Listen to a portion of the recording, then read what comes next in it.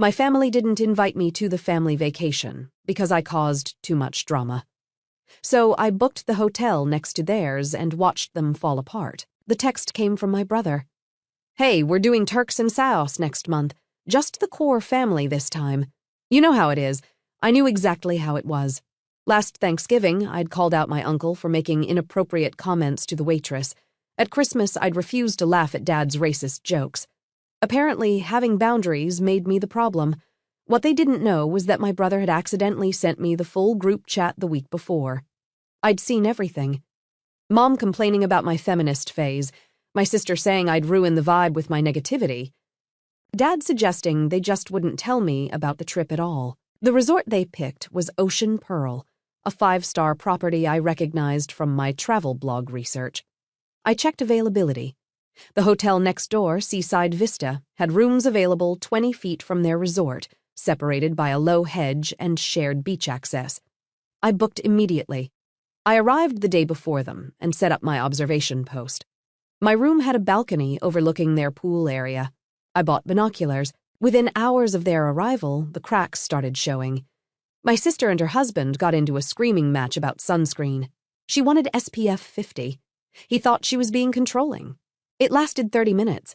My brother's kids threw tantrums constantly because, as I'd predicted, mixing children under 5 with an adults-only vacation vibe was a disaster. Mom and Dad bickered about everything. The restaurant reservations, the beach chairs, whether to tip the concierge. Without me as their lightning rod, they turned on each other. By day 3, my sister wasn't speaking to Mom over some comment about her parenting. My brother got so drunk at the tiki bar that hotel security had to escort him back to his room. His wife cried on the beach for 2 hours straight. I documented everything. Photos of the arguments, videos of the chaos. I posted them on my private Instagram story with commentary, which my friends found hilarious. The best part was dinner on night 4. They'd made reservations at the resort's fancy Italian restaurant, the whole reason they picked this place. But my brother's kids lost it, shrieking through appetizers until management asked them to leave. I watched from my resort's restaurant across the hedge as they trudged back to their rooms, defeated and hungry. On day 5, I was lounging by my pool when I saw Dad storm past heading toward the beach. Mom followed, yelling. I couldn't hear the words, but I didn't need to. 30 years of marriage, and the moment I wasn't there to absorb their tension, they turned on each other like sharks. That evening, I decided to make my presence known. I put on my best dress and went to their resort sunset cocktail hour. I walked right past their table, drink in hand, laughing with a group I'd befriended. My sister saw me first. Her mouth literally dropped open, then my brother, then Mom. Dad stood up so fast his chair fell backward. I just smiled, waved, and kept walking. For the next hour, I could see them arguing frantically at their table. Who told me? Why was I here? What was I doing? The paranoia was delicious. That night, someone knocked on my door at 11 p.m. It was my sister, mascara smeared, still in her dinner clothes. "We need to talk," she said. But before she could continue, my brother appeared behind her, drunk and furious. "You're ruining everything," he slurred. "You always ruin everything." Then Mom showed up. Then Dad. They all started talking over each other in the hotel hallway, voices rising, other guests peering out their doors. Security arrived within minutes, and that's when everything unraveled. The head of security, a woman in her 50s with a no-nonsense expression, took one look at the scene and said, "We're going to need everyone to return to their rooms now." Dad tried his corporate voice. "There's been a misunderstanding. This is a family matter." "Sir, we've had 3 noise complaints from this floor alone. If you can't keep it down, I'll have to ask your entire party to leave the property." My sister's face went pale. They'd spent $8,000 on this trip. Getting kicked out would be humiliating. I stood in my doorway, arms crossed, watching them squirm.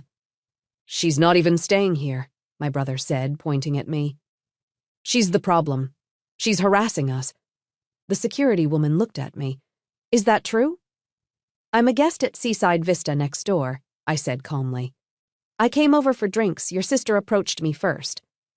My sister opened her mouth to argue, then closed it. Because it was true. The security woman sighed. "Everyone back to your rooms. Final warning." They shuffled away like scolded children. My sister kept looking back at me, her expression a mix of fury and confusion. Dad grabbed her arm and pulled her along. I went back inside and poured myself a glass of wine. My phone buzzed immediately. 12 text messages, all from family members. My sister, what the hell are you doing here? My brother, this is psychotic behavior. You need help. Mom, please stop causing problems. We're trying to have a nice vacation. Dad, this is unacceptable. You're embarrassing yourself in this family. I didn't respond to any of them. Instead, I posted a photo of my wine glass against the ocean view with the caption, "Paradise found." Within minutes, my friends started commenting, "Living your best life. Iconic behavior. I aspire to this level of petty." I fell asleep to the sound of waves and the distant echo of my family still arguing through the walls. The next morning, I woke up early and went to the beach. I'd befriended a couple from Toronto the day before, and we'd planned to try paddleboarding. The ocean was perfect, calm and clear. I was out on the water when I saw my family arrive at their section of beach. They looked exhausted. My sister's eyes were puffy. My brother moved slowly, clearly hungover. Mom and Dad set up their chairs in silence, their body language stiff and separate. The kids started fighting immediately. My nephew threw sand at his sister. She screamed. My brother's wife snapped at both of them. My brother put in earbuds and closed his eyes, pretending not to hear. I paddled closer to shore, close enough to hear snippets of conversation. Mom, if you hadn't invited her into the group chat. My brother, it was an accident. How many times do I have to say it? My sister, the fact that she came here at all is insane. Who does that? Dad, she's always been vindictive. Remember when she told everyone about my DUI? I'd done no such thing. He'd gotten pulled over in the family driveway, and the neighbors had seen everything. But rewriting history was their specialty. I spent the morning on the water, then joined my Toronto friends for lunch at a beachside cafe. They were fun, easy to talk to, and completely uninterested in family drama. We laughed about travel disasters and made plans to meet up again that evening. When I got back to my room around 2 p.m., there was a note slipped under my door. "We need to talk alone. Please, Mom." I crumpled it up and threw it away. An hour later, another knock. This time, I checked the peephole. It was Mom, looking smaller somehow. Older. I almost felt bad. Almost. I opened the door. "What do you want?" "Can I come in?" she asked. "No." She flinched. "Please, I just want to talk." "You had plenty of chances to talk before you decided to take a family vacation without me. That wasn't my idea. Your father thought. Blame Dad. I saw the group chat. You called me exhausting. You said I make everything about me." Her face crumpled. I was frustrated. "You have to understand you're so difficult sometimes. You pick fights. You make people uncomfortable. I have boundaries. That's not the same thing as picking fights. You embarrassed your uncle at Thanksgiving. He's never come to dinner again. He told a waitress she should smile more and then grabbed her wrist when she walked away. I called him out. That's not embarrassing. That's holding him accountable." Mom's mouth opened and closed. "He didn't mean anything by it. That's the problem. You never think anyone means anything by it. When Dad makes racist jokes, he's just being funny. When my sister criticizes my weight, she's just concerned. When my brother drinks too much and gets aggressive, he's just stressed.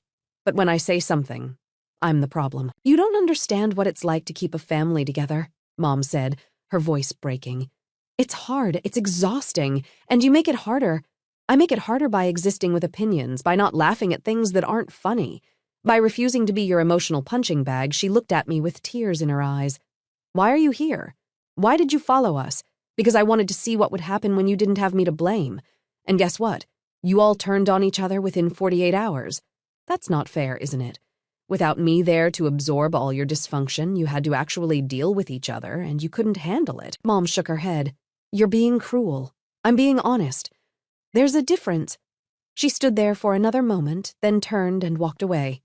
I watched her go, her shoulders hunched, her steps slow. Part of me wanted to call her back. The part that still remembered her reading to me at bedtime, making my favorite cookies, defending me when I got bullied in middle school.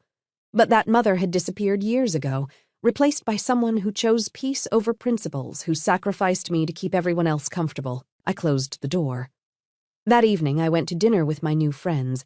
We ate at a seafood restaurant on the marina, the kind with paper tablecloths and buckets of crabs. The conversation flowed easily. and for a few hours I forgot about my family entirely until I saw them. They were at a table across the restaurant, looking miserable.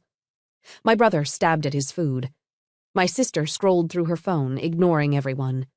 Mom and Dad sat in silence, not even pretending to enjoy themselves.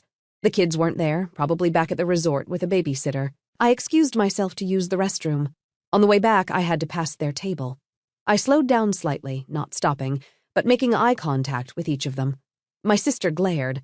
My brother looked away. Mom's eyes filled with tears. Dad's face turned red. I kept walking. When I got back to my table, the Toronto couple looked concerned. "Everything okay?" the woman asked. "Yeah, just saw my family. The one I'm not vacationing with." "The plot thickens," her husband said with a grin. "Do tell." So I did. I told them everything. The group chat, the uninvite, my decision to book the hotel next door, the chaos that had ensued. They listened, rapt, occasionally gasping or laughing.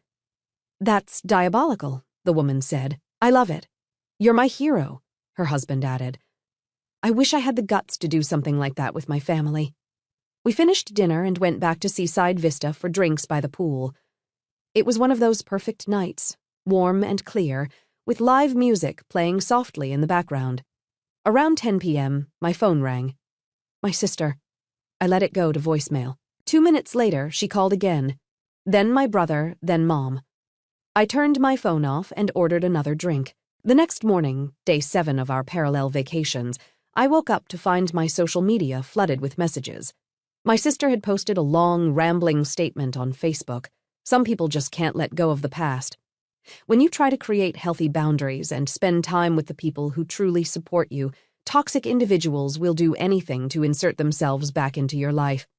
If someone hasn't been invited to something, there's a reason. Respect that. Don't show up uninvited and claim to be the victim. We all see through it. The comments were a mix of support and confusion. Most of her friends had no idea what she was talking about. A few asked if she was okay. I screenshotted and posted it to my Instagram story with the caption, "When the trash takes itself out." Within an hour, 3 of my cousins had texted me asking what happened. I sent them the full group chat screenshots. The ones where my family discussed excluding me, where they mocked my boundaries, where they agreed I was too much work to deal with. My cousin Bethany replied immediately. "Holy, I had no idea they were like this." "I'm so sorry." My cousin Troy. "This is messed up. You deserve better." My cousin Priya. "Do you want me to say something? Because I will absolutely call them out." I told them not to worry about it. This wasn't their fight, but it felt good to be believed to have someone see what I'd been dealing with. That afternoon, my family checked out early. I watched from my balcony as they loaded their luggage into a van. The kids crying, everyone's faces tight and angry. My brother looked up at one point and saw me. We locked eyes for a long moment. Then he flipped me off and got in the van. I waved. They left the resort at 2 p.m., 3 days before their trip was supposed to end. I stayed the full week. I spent those last 3 days decompressing. I got a massage, read 2 books, tried snorkeling for the first time. I made more friends, exchanged numbers with the Toronto couple, and promised to visit them next summer. On my last night, I sat on the beach watching the sunset. My phone buzzed. A text from an unknown number. "This is Bethany's husband. She asked me to tell you that your mom called her today, hysterical, saying you ruined their vacation. Bethany told her she'd seen the group chat and that your mom should be ashamed. Your mom hung up on her. Just thought you should know." I smiled and put my phone away. The flight home was peaceful. I sat next to an elderly woman who told me stories about her late husband. We didn't exchange numbers or last names, just shared space for a few hours and parted ways. When I got back to my apartment, I immediately noticed something was off. My mail had been opened. My spare key was missing from its hiding spot. I called the landlord. He checked the security footage. My brother had let himself in 2 days earlier. "Did he take anything?" the landlord asked. I walked through the apartment. Everything seemed fine until I got to my bedroom. My laptop was gone, my iPad, my external hard drive where I backed up all my files. My hands started shaking. I called the police. They took a report, but said without direct evidence, my brother had taken the items. There wasn't much they could do. The security footage showed him entering the building, but the hallway cameras didn't cover individual apartment doors. You could try civil court, the officer suggested, but it'll be expensive and hard to prove. I called my brother. He didn't answer. I texted him. I know you broke into my apartment. Return my things or I'm pressing charges. His reply came an hour later. I don't know what you're talking about. Must have been a real robbery. That's what happens when you waste your money following your family on vacation instead of investing in better security. I wanted to throw my phone across the room. Instead, I called a locksmith and had all my locks changed. Then I called my insurance company to file a claim. The adjuster asked if I had any proof of the items being in my apartment. Receipts, photos, anything. I had some, but not everything. Without serial numbers or proof of purchase, we can only give you a fraction of replacement value, she said. Maybe $800.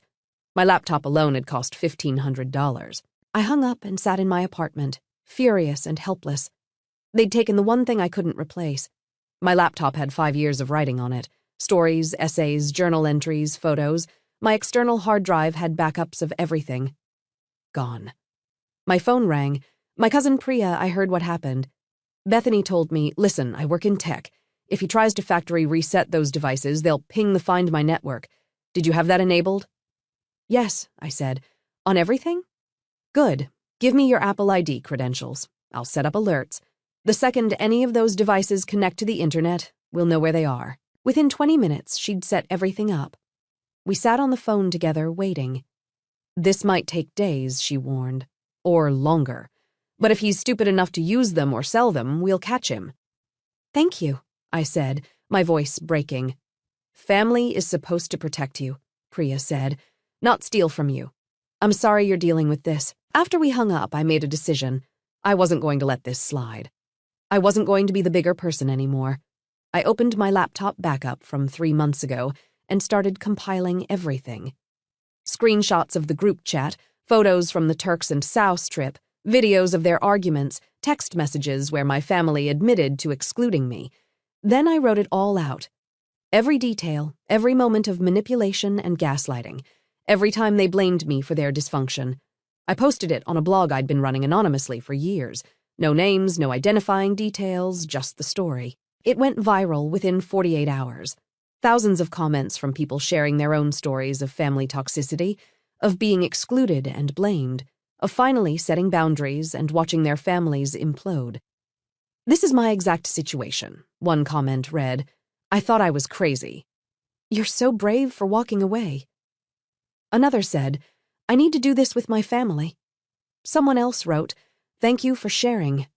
My DMs flooded with messages, people asking for advice, sharing their stories, thanking me for making them feel less alone. On day 3, after posting, my phone rang. My cousin Bethany.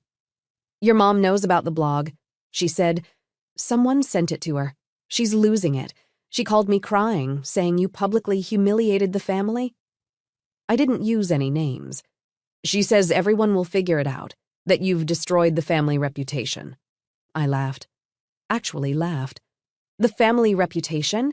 We don't have a reputation. We have dysfunction masquerading as tradition. I know, Bethany said quietly. But she's talking about cutting you off completely, blocking you from the inheritance, removing you from the family trust, all of it. Let her, I said. I don't want their money. I just want them to leave me alone. Are you sure? That's $200,000 minimum when your grandparents' estate settles. I was sure the money would come with strings, with expectations, with the assumption that I owed them something. I'm done, Bethany. I'm completely done. She sighed. I get it. I really do, but this is going to get ugly. She was right. Within a week, my parents hired a lawyer. They sent a cease and desist letter demanding I take down the blog post. They claimed it was defamatory, that it invaded their privacy, that it caused them emotional distress. I forwarded the letter to a lawyer friend who specialized in First Amendment cases. This is, she said after reading it, you didn't name them. You shared your own experience. They have no case, so I don't have to take it down. Absolutely not. In fact, I'd recommend leaving it up. If they actually try to sue, discovery will be fun. They'll have to admit under oath that everything you wrote is about them, which would prove your point. I sent a response through my lawyer. My client declines to remove the post. Any further legal action will be met with appropriate counterclaims. My parents backed down, but the damage was done. The family split into factions. My cousins who'd seen the group chat sided with me. My uncle, the one who'd harassed the waitress, called me a liar and a traitor. My aunt, who'd always been neutral, tried to play peacemaker and ended up alienating everyone.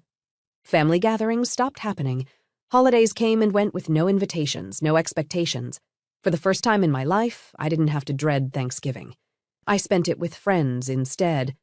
People who chose to be in my life, not people who felt obligated. A month after I got back from Turks and Caicos, Priya's alert system went off. My laptop had connected to the internet. "Got him," she said when she called. "He's at a coffee shop in Riverside. I have the exact address." I called the police. They met me at the coffee shop 45 minutes later. My brother was sitting in the corner, my laptop open in front of him. "That's him," I told the officer, "and that's my laptop." The officer approached my brother. "Sir, can I speak with you for a moment?" My brother looked up, saw me, and his face went white. "That's my sister," he said quickly. "We had a misunderstanding. I was just borrowing her laptop. She filed a police report claiming it was stolen from her apartment," the officer said. "It's a family matter." "She's being dramatic. Sir, do you have permission to have this laptop?" My brother looked at me. Tell him you said I could borrow it." "He broke into my apartment and stole it," I said, "along with my iPad and external hard drive. I want to press charges." The officer asked my brother to step outside. I stayed inside with my laptop checking. He'd wiped everything. All my files gone, but the hard drive was in his backpack, still intact. The officer took my statement, photographed the devices, and arrested my brother for burglary. He tried to argue, tried to claim it was a misunderstanding. Tried to say I'd given him permission, but I had texts. I had the police report. I had the security footage of him entering my building without permission. He was charged with second-degree burglary and theft. His wife called me that night screaming, "You had your own brother arrested over a laptop. What is wrong with you?" "He broke into my home and stole my things. That's called burglary. It's a family matter. You should have worked it out. He had the chance to return my stuff. He chose to keep it and mock me instead. So yes, I had him arrested." She hung up on me. Within hours, I had messages from my entire family. I was vindictive, crazy, evil. I was tearing the family apart over material objects. I was choosing vengeance over love. My sister sent a particularly nasty message. "Mom and Dad are heartbroken. They're trying to get him a good lawyer, and it's going to cost them $15,000. I hope you're happy." I was. Actually, I was. For years, they'd gotten away with treating me like garbage because they knew I'd never push back hard enough. They knew I'd always back down, always forgive, always try to keep the peace. Not anymore. My brother pleaded guilty to avoid trial. He got probation, community service, and had to pay restitution for the laptop. His mugshot ended up online. His employer found out. He lost his job, and my family blamed me for all of it. My sister started a whisper campaign. She told extended family that I'd had our brother arrested over a minor disagreement, that I was unstable, that I needed psychiatric help. Some people believed her, some people didn't. My cousin Bethany sent me screenshots of my sister's messages. "Just so you know what she's saying." It was worse than I expected. According to my sister, I'd always been jealous of her. I'd sabotaged her wedding by wearing white. I'd stolen from our parents. I'd lied about our uncle harassing the waitress. None of it was true. But it didn't matter. She needed a narrative where I was the villain, so she created one. I thought about defending myself, writing another post, sharing the evidence, proving my side. But then I realized something. The people who mattered already knew the truth. And the people who believed my sister's lies, they weren't worth convincing. So I let them talk. I focused on rebuilding. I bought a new laptop. I started writing again. I went to therapy to process everything. My therapist, Dr. Reeves, was in her 60s with gray hair and kind eyes. "You're grieving," she said during our third session. "Not just the family you had, but the family you wanted to have." She was right. Part of me still wanted a mother who would defend me, a father who would listen, siblings who would choose me, but they weren't capable of being those people, and that wasn't my fault. "You can't change them," Dr. Reeves said. "You can only decide what you're willing to tolerate." I decided I wasn't willing to tolerate anything anymore. 6 months after Turks and Caicos, I changed my phone number. I blocked my family on all social media. I set up a P.O. box for my mail so they couldn't show up at my apartment. I disappeared from their lives as completely as they tried to erase me from the vacation. It was terrifying and liberating in equal measure. I spent that year becoming someone new, someone who didn't apologize for having opinions, who didn't shrink herself to make others comfortable, who chose authenticity over approval. I made new friends, people who appreciated my directness, who valued my boundaries, who showed up when things got hard. I dated someone who thought my family stories were horrifying rather than proof that I was difficult. We're still together now, building a life that doesn't include toxic people. I started a new job that challenged me in good ways. I moved to a new apartment in a different neighborhood. I adopted a cat named Chaos who lives up to her name. And I kept writing stories about family dysfunction, about setting boundaries, about choosing yourself when everyone else chooses convenience. The blog grew. My audience grew. I started getting speaking invitations asking me to talk about family estrangement and healing. 1 year after the vacation, I gave my first talk at a conference. There were 200 people in the room. I told them everything. The group chat, the parallel vacation, the theft, the arrest, the cutting off. When I finished, the room was silent for a moment. Then someone started clapping. Then another person. Within seconds, the entire room was on their feet. Afterward, dozens of people came up to share their stories. People who'd been excluded, blamed, gaslit, people who thought they were alone. "You made me feel less crazy," one woman said, crying. "I'm going to cut off my family next month."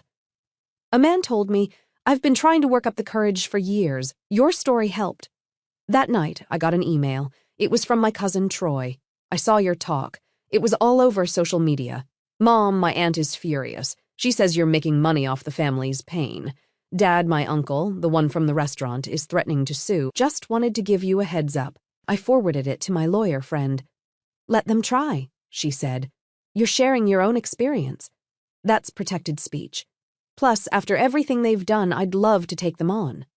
My uncle's lawyer sent a letter. My lawyer sent one back. They dropped it. 2 years after the vacation, I got a call from an unknown number. I almost didn't answer, but something made me pick up. "Hello, it's me."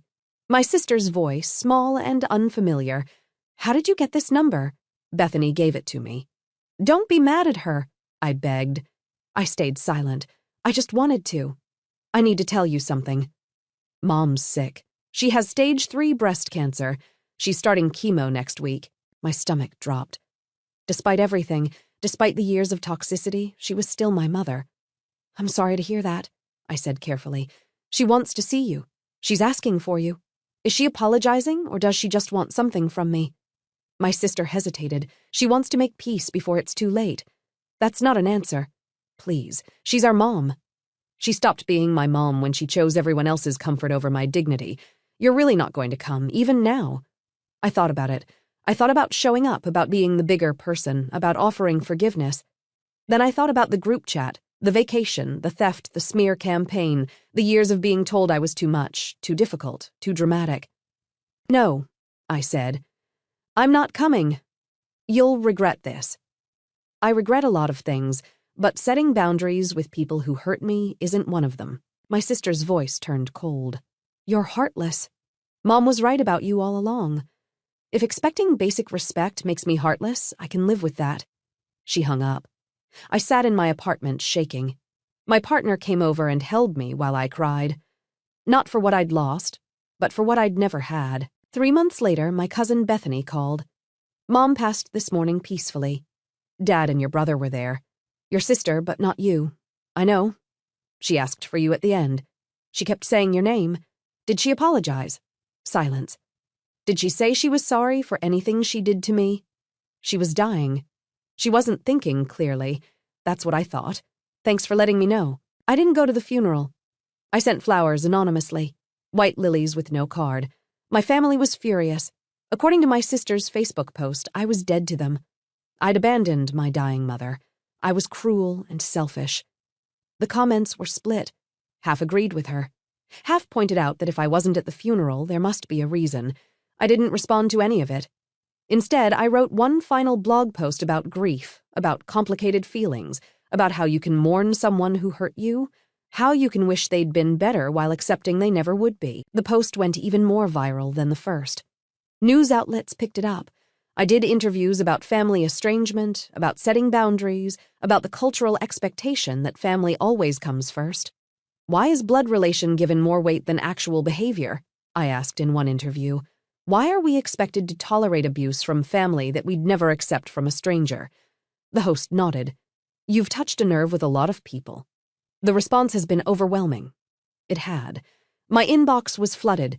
People thanked me. People criticized me. People shared their own stories of cutting off toxic family members. One message stood out. It was from a woman named Vivian. I'm 68 years old. I cut off my family 40 years ago and spent decades feeling guilty about it. Your story helped me see that I made the right choice. Thank you for giving me peace. That message made everything worth it. 3 years after Turks and Chaos, I published a book. It was a memoir about family dysfunction, about finding yourself after losing your family, about building chosen family when biological family fails you. It became a bestseller. My family found out through Facebook. My sister posted a screenshot of the book cover with the caption, "Imagine making money off family trauma." Disgusting. But her friends didn't agree. The comments were mostly supportive of me. Maybe if your family hadn't been so toxic, there wouldn't be a book. I bought this. It's incredible. Your family should be ashamed. Good for her. She's thriving without you. My sister deleted the post within an hour. The book tour was surreal. I traveled to 30 cities speaking to audiences about breaking cycles of toxicity. People waited in line for hours to get their books signed, to share their stories, to tell me I changed their life. In Denver, a woman in her 50s approached me with tears streaming down her face. I just cut off my mother last month, she said. I've been so scared. I made a mistake, but your book made me realize I did the right thing. Thank you. In Seattle, a man told me he'd been estranged from his family for 10 years and still struggled with guilt. Your story helped me understand that guilt doesn't mean I'm wrong. It just means I was raised to prioritize their feelings over my well-being. In Austin, a mother told me she was using my book to teach her daughter about healthy boundaries. I don't want her to go through what you went through. I want her to know it's okay to walk away from people who hurt her, even if they're family. The book's success brought more interviews, more speaking engagements, more opportunities. I was invited to speak at universities, corporations, therapy conferences. People wanted to understand family estrangement from someone who'd lived it. And my family, they watched from the sidelines, unable to do anything about it. My brother finished his probation and moved to a different state. We never spoke again. My sister got divorced and, according to Bethany, spent a lot of time complaining about how unfair life was. Apparently, she was trying to write her own book about me, about how I destroyed the family. No publisher was interested. My dad remarried within a year of Mom's death. A woman 15 years younger who had no interest in his adult children. I heard through Bethany that he was happier than he'd been in years, that he rarely mentioned me at all. And me, I built a life I actually wanted. I traveled, I wrote. I fell in love. I made friends who showed up when things got hard, who celebrated my success without jealousy, who accepted me completely. 4 years after the vacation, my partner proposed. We got married in a small ceremony with 30 people, all chosen family, not a single biological relative in attendance. It was the happiest day of my life. During the reception, my best friend made a toast. To found family, she said, raising her glass. To the people who choose us, who see us, who love us without conditions, to building something better than what we were given. Everyone cheered. That night, as my partner and I danced under string lights, I thought about my family, about what they were probably saying about me, about my wedding, about my choices. And then I stopped thinking about them because they weren't there. They hadn't earned a place in this moment, in this life I'd built. I'd spent so many years trying to be enough for them, trying to be less opinionated, less difficult, less present, trying to shrink myself into something they could love. I'd finally accepted that nothing I did would ever be enough because the problem wasn't me. It never had been. The problem was that they wanted a scapegoat more than they wanted a daughter, a sister, a family member who told the truth.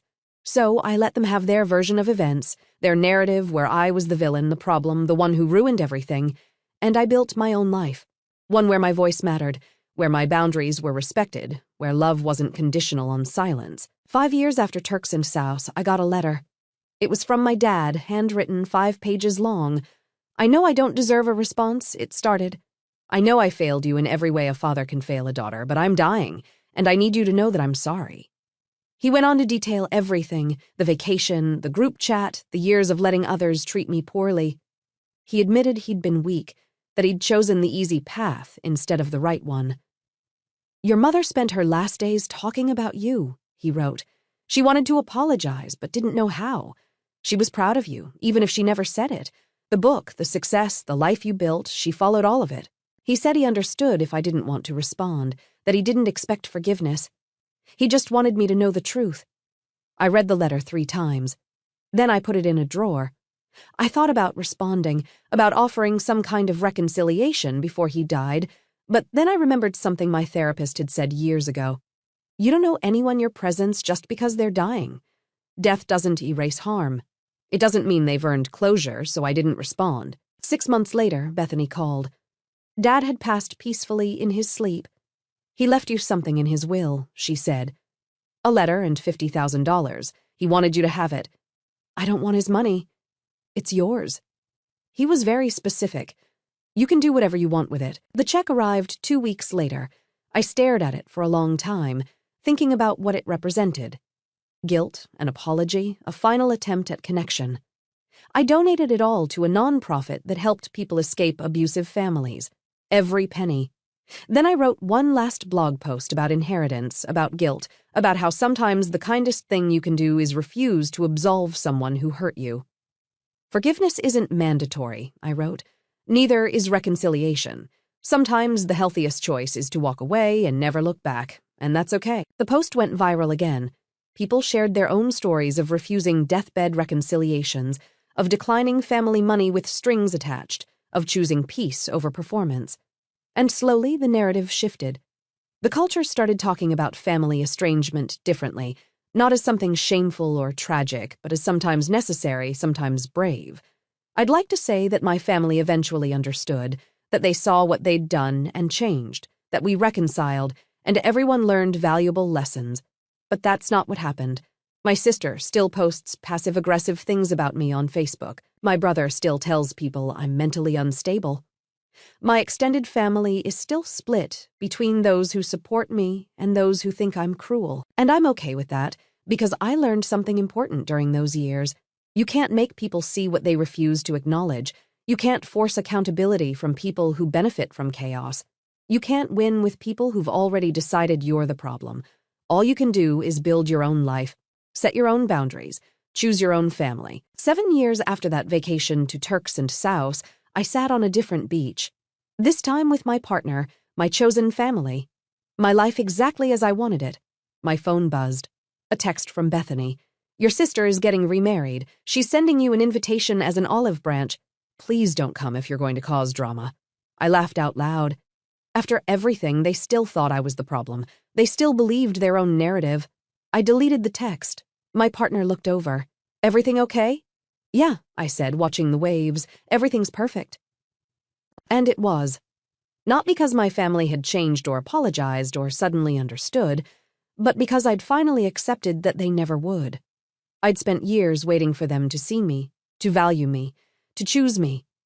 Now I chose myself every day without hesitation, without guilt. That vacation to Turks and Caicos had been a gift, even if they didn't realize it. It showed me exactly who they were when I wasn't there to blame. It proved that their dysfunction wasn't about me. It gave me permission to walk away. So I did, and I never looked back.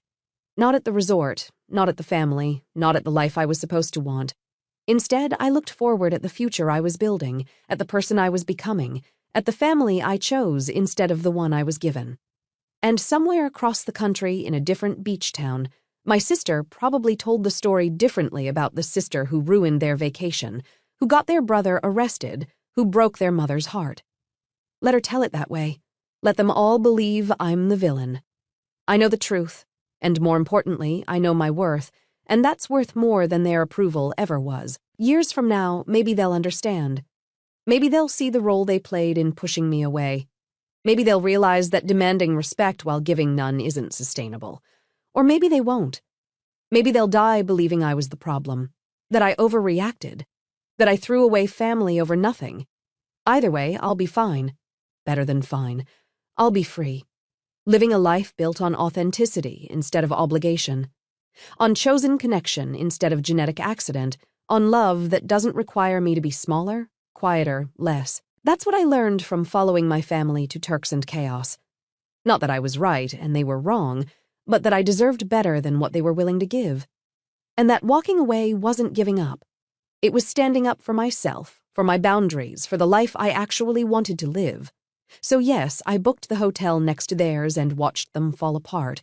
But more importantly, I watched myself put together piece by piece, boundary by boundary, choice by choice. And in the end, that was worth more than any family vacation ever could.